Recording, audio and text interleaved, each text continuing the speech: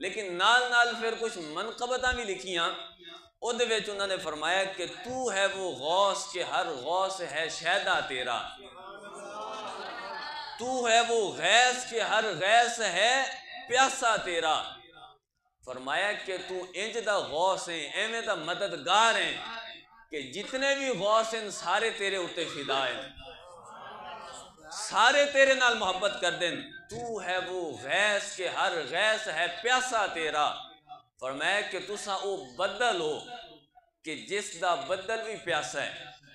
ایک بدل ہے نا، وہ لوگاں دی پیاس بجھاندا ہے، زمین دی پیاس بجھاندا ہے، لیکن فرمایا کہ رب نے تانوں شان و مقام و مرتبہ اس طرح دا دیتا ہے، تو ہے وہ غیث کہ ہر غیث ہے پیاسا تیرا۔ فرمایا کہ ہر بدل جیڑا لوکاں نو سیراب کردا ہے لیکن اپنی سیرابی واسطے وہ تواڈے دروازے تے آندا ہے۔ اور پھر فرمایا کہ سورج اگلوں کے چمکے تھے چمک کر ڈوبے، افق نور پہ ہے مہر ہمیشہ تیرا۔ فرمایا کہ پہلے بھی رب دے ولی ہیں، یہ نہیں ہے کہ انہاں دا ذکر موجود نہیں، یقینی طور پہ ذکر موجود ہے، لیکن فرمایا کہ بڑے بڑے سورج اس ولایت دے منظر دے ہوتے، ولایت دے آسمان دے ہوتے چمکے، لیکن افق نور پہ ہے مہر ہمیشہ تیرا۔ فرمایا کہ اس ولایت دے آسمان دے ہوتے جیڑا ہمیشہ چند نکلیا رہندا ہے وہ تواڈا چند ہے۔ اور پھر اپنی عقیدت دا اظہار کرتے ہویاں آپ نے فرمایا کہ راج کس شہر میں کرتے نہیں تیرے خدام۔ غوث پاک دے بارے فرمایا، شیخ جیلانی دے بارے فرمایا، فرمایا کہ تواڈی شان، تواڈا مقام و مرتبہ، تواڈی عزت اور شہرت اپنی جگہ تے، راج کس شہر میں کرتے نہیں تیرے خدام۔ فرمایا کہ زمین دا کوئی ایک ایسا ٹکڑا ویکھ لو، کوئی ایسا ٹکڑا بھی کھا دیو جس دے وچ غوث پاک دے خادم نہیں وسدے۔ ہر جگہ تے غوث پاک دے خادم راج کرتے ہیں۔ راج کس شہر میں کرتے نہیں تیرے خدام، باج کس نہر سے لیتا نہیں دریا تیرا۔ فرمایا کہ تواڈا دریا، تواڈی ولایت دا دریا، اس تو لوگ اگے سیراب ہو کے لوگاں دے اوتے راج کردے پین۔ تواڈا مقام و مرتبہ کوئی تھوڑا نہیں کہ کسے دے گھٹاون نال، کسے دے کچھ آکھن نال وہ گھٹ جاوے۔ فرمایا کہ مزرعے چشت و بخارا و عراق و اجمیر، کون سی کشت پہ برسا نہیں جھالا تیرا۔ فرمایا کہ تسا چشت ویکھ لو، بخارا ویکھو، عراق ویکھو، اجمیر ویکھو، اور ساڈے لفظاں ویکھو تے پاکستان دا ہر خطہ ویکھو، جتھے مرضی چلے جاؤ، کون سی کشت پہ برسا نہیں جھالا تیرا۔ فرمایا کہ جتھے ہی وگ جو تہاڈا نام موجود ہے۔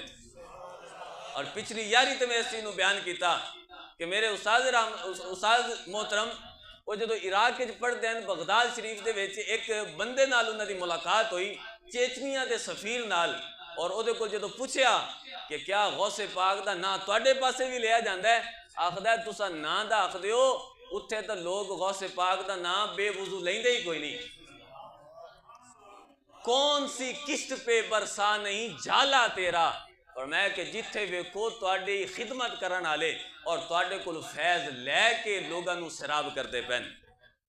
اور پھر اپنی عقیدت دا اظہار کردے ہویاں آپ نے فرمایا کہ تجھ سے در، در سے سگ، اور سگ سے ہے مجھ کو نسبت۔